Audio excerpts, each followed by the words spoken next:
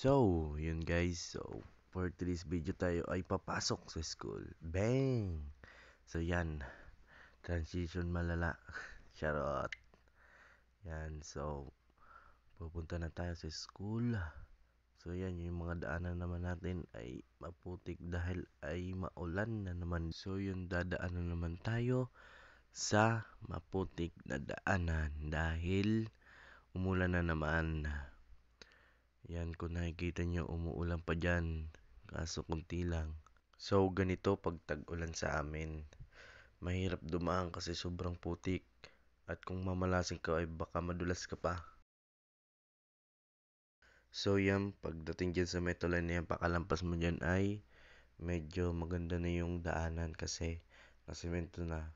Pero, biyak-biyak kasi dahil sa mga dumadaan yung naghakot ng palay. Yan, at saka sa katagalan na. Yan, nagkabiyak-biyak na. So, ganyan ako maglakad. Yan, ingat-ingat ba kasi madulas. Kung madulas ay wala.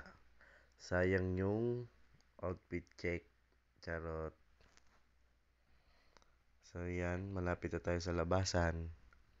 Konti na lang at makakalabas na. So, yun, nasa labas na tayo.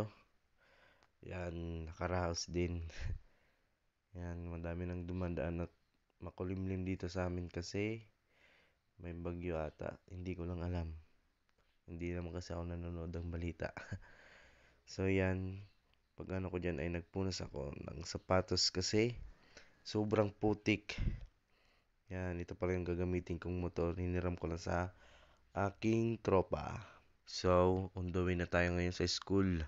So, dyan umuulan na dyan. Yan no, malakas-lakas na kaya hihinto ko muna yung pagbibideo.